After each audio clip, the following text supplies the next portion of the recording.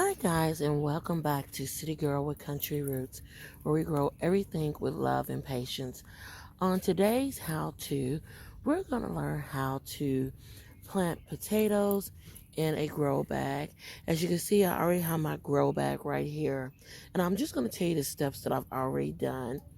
I ended up using soil from a previous grow bag that had gotten holes in it. And I just went ahead and finished topping it off inside of this grow bag here. I also went ahead and just took and added some of this high yield bone and blood meal. And this will basically be enough. It is a 670 far as nutrients for our potatoes in this bag. So what I've done is that I went ahead, I put that in there. I've also now, you can see all this dirt sitting up on the side, because what I'm going to do, instead of coming back and constantly having to add dirt, I'm just going to put my potatoes in about this far down. So I would say that it's probably as high or as deep as probably up to my arm, right about here is how deep this bag is. This is also a 25-gallon bag. So it's going to allow for me to be able to grow a ton of potatoes in here. So let's go ahead. What you always want to make sure that you do is that you get a reputable seed potatoes. I get my seed potatoes normally from Tractor Supply, but there are several seed sellers on websites and different things like that. But I've always, over the last probably 8 years, I've just gotten mine from Tractor Supply. They've always been really good potatoes. Um, so I've never had like any problems or any issues with that. So if that's what you can go with and that's what you know, then just stick with what you know. Plus, I mean, the potatoes did go up this year. I used to be able to get this nice little, what is this? A 4 pound bag for like, I think it was $4.99. Then it went to $5.99, and now it's $7.99. But everything has gone up in this year. So as you will see, with this potato, it has several eyes. And what I will do is I will plant it just like this, because I want that eye to stick up so it can start to make new potatoes for me. Because this is how you're going to get your potatoes, your extra potatoes.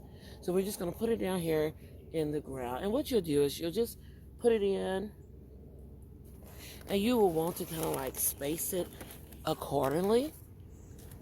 And I have several, like these to be 4 pounds. You do get a nice amount of potatoes. And I will take and put this right here. And I'll take and move the camera so the way you'll be able to see what I'm doing in here. This one is an even bigger one. So a lot of times when I have ones this size, I won't plant them next to my couple smaller ones. I'll find another place somewhere when I get around to the other side to actually take and plant one that size. Same thing like with this one. I will do that too. I will plant it in a different area. But now one like this one here that is way smaller, it can go in the bag right now next to my other ones.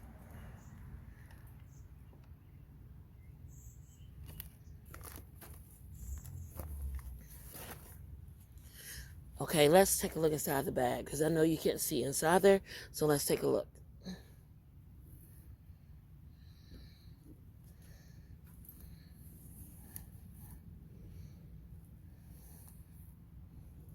So as you can see in there, that's how I have those potatoes that are planted that way.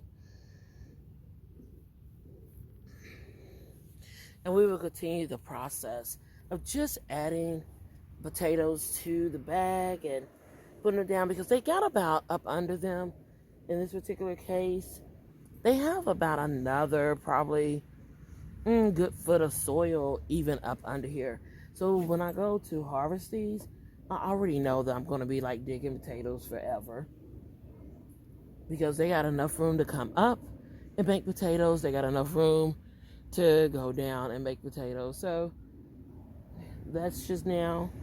I'm going to start to move around the bag, so you will start to see some of the soil fall, which is fine because remember I got to cover them anyway. So as I'm doing that, I always still like to kind of push down a little bit more just to make sure, and then I will take and add more potatoes as I'm going around.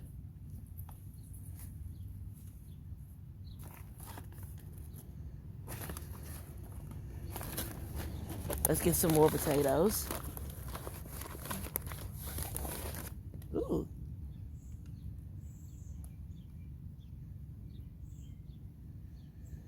Make sure you do add a little bit of spacing so the way you can get nice sized potatoes as these grow. So like I'll take and just keep moving that around. Remember I told you about I'll put one in the center. So let's dig that out. Let's go ahead and put this real big one in the center real quick. And as I'm going along, as you can see, I'm steadily covering and going, covering and going.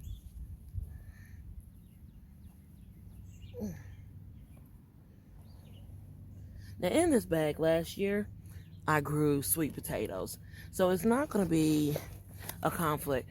Regular potatoes like this, hold on you guys. Sir, get out of my bed. I'm sorry guys. When you have dogs and your fencing is down because the grass got cut, then they like to get in places they shouldn't be. But as I was saying, potatoes like this are part of the nightshade. Sweet potatoes are part of the morning glory. So I could come back and plant with this because that'll be part of also the crop rotation.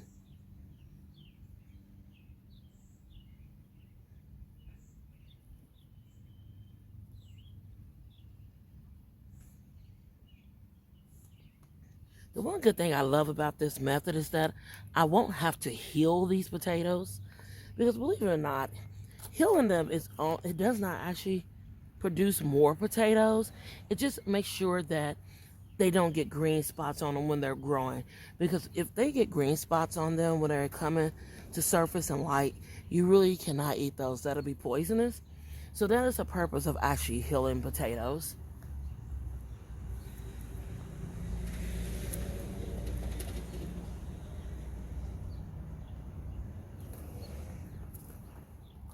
We're just going to keep moving this dirt around to where we can get some more potatoes planted.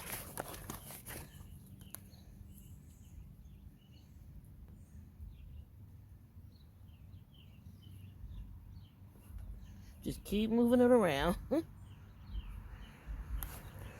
I only have 2 potatoes left out of this 4-pound bag, but that is okay. Look how little these are. Yeah.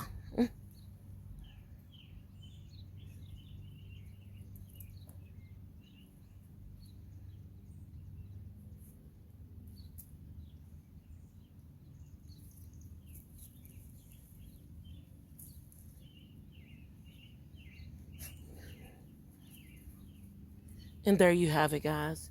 Now the thing that I'll do, but you won't see on camera, will be that after I'm done planting everything that I'm gonna plant out for today, which I'm gonna plant some red New Orleans. Now these were Yukon goats.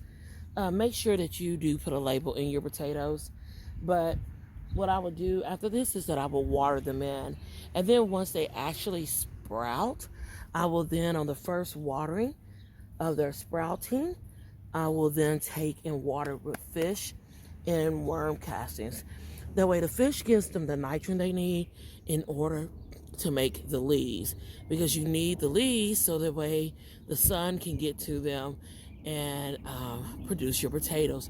You need to make sure that wherever you are planting your potatoes, as the mines are right here on the raised, are in what I would consider is a pallet garden of my containers.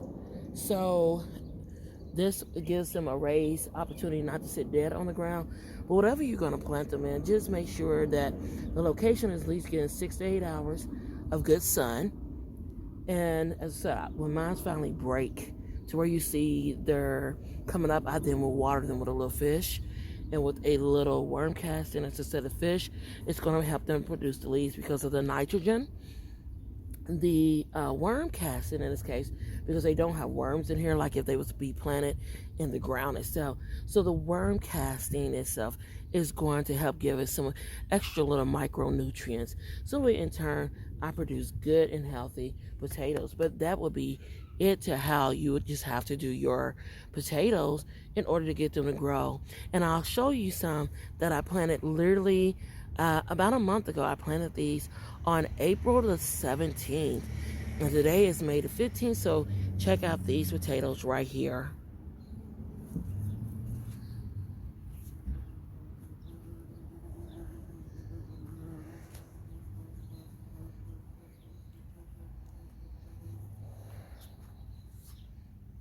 These right here are the Yukon Gold, and these right here